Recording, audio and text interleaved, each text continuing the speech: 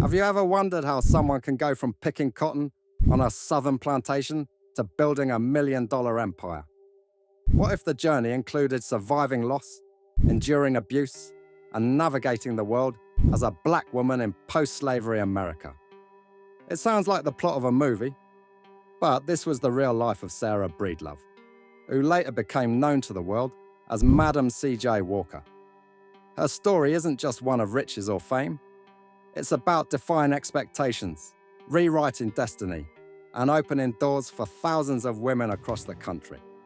Long before social media influencers or viral product launches, there was a woman selling hair products door to door, turning heads and changing lives. Against all odds, and in a world where black women were expected to be silent, invisible, and poor, she had built an empire with her bare hands. The journey wasn't smooth, but the legacy is unforgettable. This is the story of the orphaned girl who became America's first black female millionaire. Sarah Breedlove was born on December 23, 1867, on a cotton plantation near Delta, Louisiana. She was the first in her family to be born free, thanks to the Emancipation Proclamation of 1863. Her parents, Owen and Minerva Breedlove, along with her 5 older siblings, had all been born into slavery. They worked as sharecroppers on the Robert W. Birney plantation in Madison Parish. While technically free, the family still lived in poverty, burdened by the lingering chains of slavery that had yet to be broken in practice. Tragedy struck Sarah early. Her mother passed away in 1872, likely from cholera, a common and deadly disease at the time. Just a year later, her father died as well. At only 6 years old, Sarah became an orphan. She went to live with her older sister Lavinia and her brother-in-law, Jesse Powell, in Vicksburg, Mississippi. This move didn't bring comfort. Sarah began working as a domestic servant at the tender age of 10. She had no access to formal schooling, with the only literacy lessons coming on Sundays at church. Living with her sister's family was far from ideal. Her brother-in-law treated her poorly, and the environment was harsh. In an effort to escape the abuse, Sarah married at just 14 years old. Her husband, Moses McWilliams, offered her a way out. By 17, she gave birth to her only daughter, Alelia, on June 6, 1885. But the young family's stability was short-lived. Moses died just 2 years later, making Sarah a widow at only 20 years old. Left to raise her daughter alone, Sarah moved to St. Louis, Missouri, where her brothers had established themselves as barbers. In this new city, she took up work as a laundress, earning barely over $1 a day. Despite the grueling work, she had found solace in the community at St. Paul African Methodist Episcopal Church, where she sang in the choir. Determined to give her daughter a better future, Sarah began attending night school. Her dream was not only to educate Alelia, but to uplift herself in the process. But life threw another challenge her way. Sarah began to experience severe hair loss, a distressing problem for many black women at the time, made worse by poor diets, stress, and harsh products filled with damaging chemicals. Without access to proper hair care, many women suffered silently. Instead of accepting it as fate, Sarah started experimenting. She mixed her own hair treatments, combining home remedies with knowledge gained through her connections in the hair care world. In 1894, she remarried a man named John Davis, but the marriage ended in divorce about 9 years later.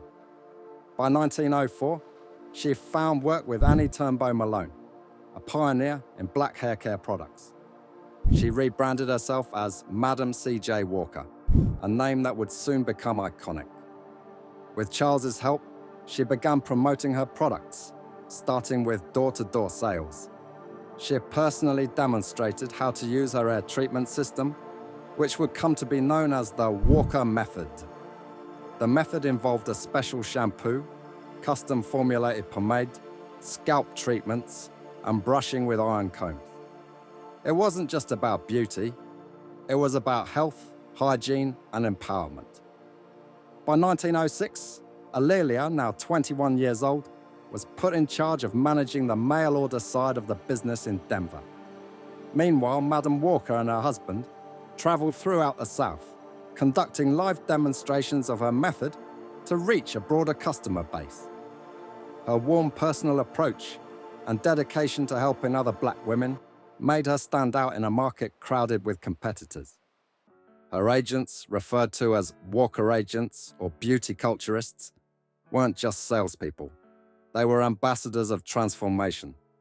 These women wore crisp white blouses and black skirts, projecting professionalism and pride. They visited homes across the country, emphasizing the importance of self-care and independence.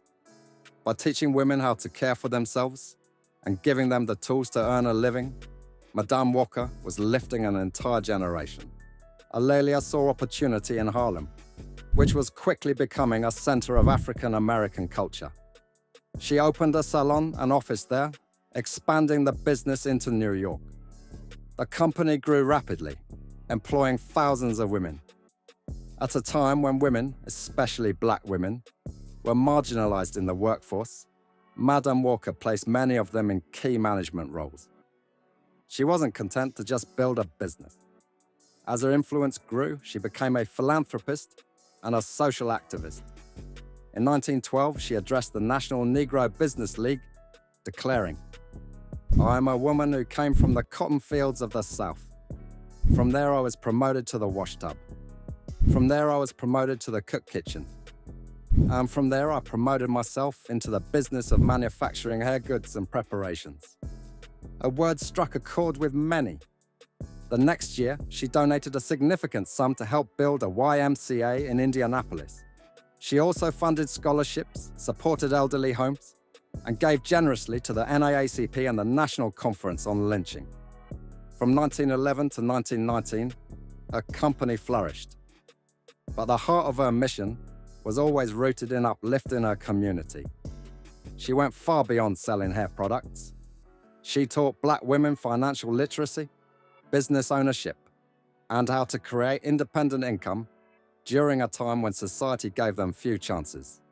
In 1917, she founded the National Beauty Culturists and Benevolent Association of Madam C.J. Walker agents, creating a support network that empowered her saleswomen with purpose, recognition, and connection. At the group's first conference, women from across the country gathered to share ideas on business, growth, and service. Awards were given not just for top sales, but also for meaningful charitable work, highlighting Walker's belief that success should benefit others. At its peak, her company employed more than 3,000 African American women and men, many of whom were previously excluded from stable employment. Walker gave them the tools to earn, grow, and eventually lead. Her impact didn't stop at economics. She gave generously to black colleges, elderly homes, and youth scholarships. She publicly challenged racial injustice and donated $5,000 to the NAACP's anti-lynching fund, then the largest contribution on record. In every way, she used her business to fight back against Jim Crow and to lay the foundation for economic and social justice. During World War I, she lobbied for a training camp for black army officers and joined the executive committee of the NAACP. She was instrumental in organizing the 1917 Silent Protest Parade, where around 10,000 African Americans marched in New York City to protest racial violence and lynching.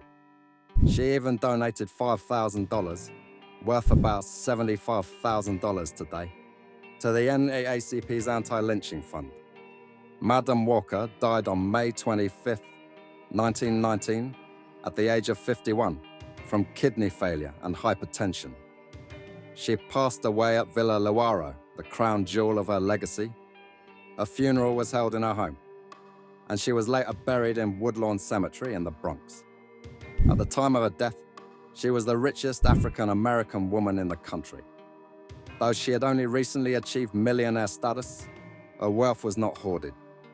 1/3 of her estate went to her daughter, while the rest supported charitable causes.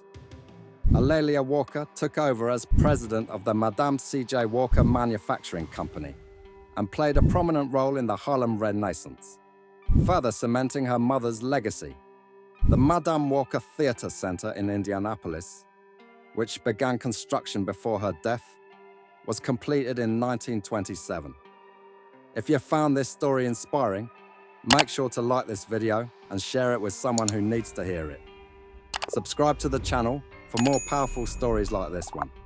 Thanks for watching and stay curious.